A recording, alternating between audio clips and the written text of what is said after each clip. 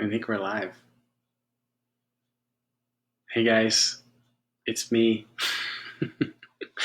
I feel a little bit like Grandpa Troy right now. I've never done this before, and apparently we're gonna have to get good at this type of communication. Um, so here's the deal, Vineyard family. I have just sent out an email update to everybody through our system, just with some thoughts from me, but also some updated information about some of the decisions that have been made this week regarding ministry and events and activities and all the different things that you can expect from our pastoral staff and our team and all that kind of stuff.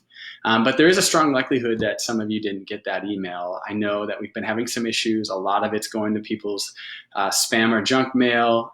Some of you, we don't have your updated contact information in our system. And so I just wanted to read the letter that we sent out today, just so that you know what's going on and that you know a little bit of what we believe God is up to right now. So I'm just going to read it, and if you have any questions, don't hesitate to reach out and let us know what questions you have. So here we go. Vineyard family, it seems so strange to type this letter to you all today. To think that we'll be unable to gather in person for an indefinite amount of time saddens me like you wouldn't believe.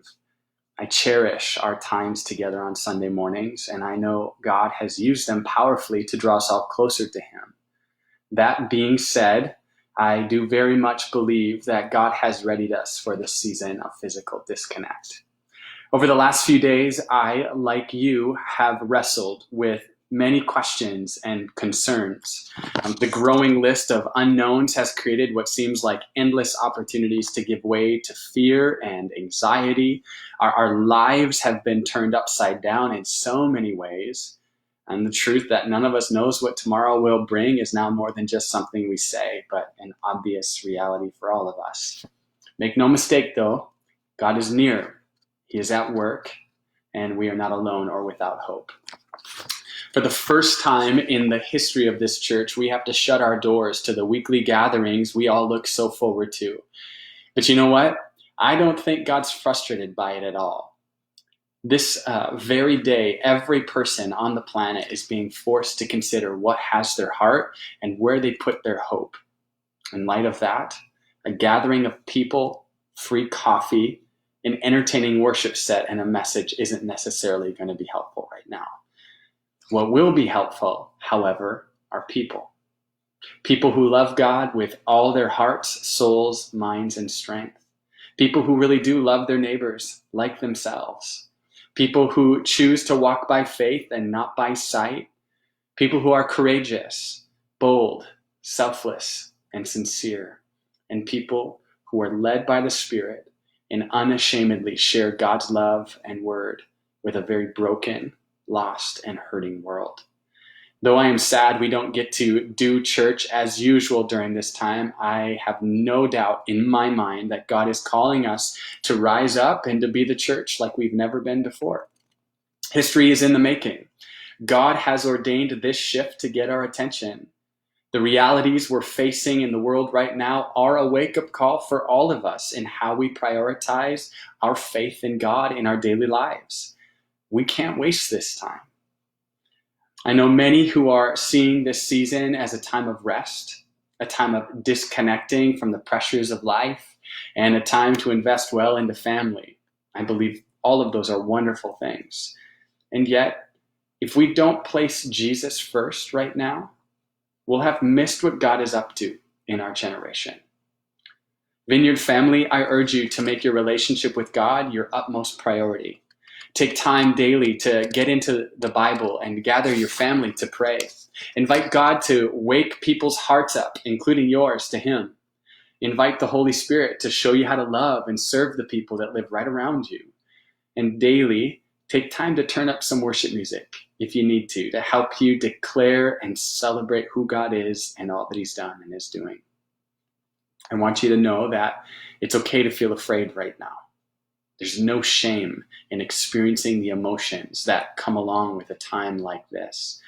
But at the end of the day, as the people of God, may we be a people that ultimately choose to settle wholeheartedly on God and His Word.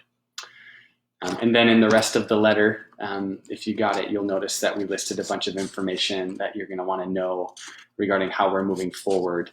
Instead of reading that, let me just fill you in. This is kind of announcement time. A couple things that you should know is right now, at least through April 5th, our office is going to be closed. The building is really shut down at this point. I've encouraged all the pastors and staff to work from home as much as they possibly can.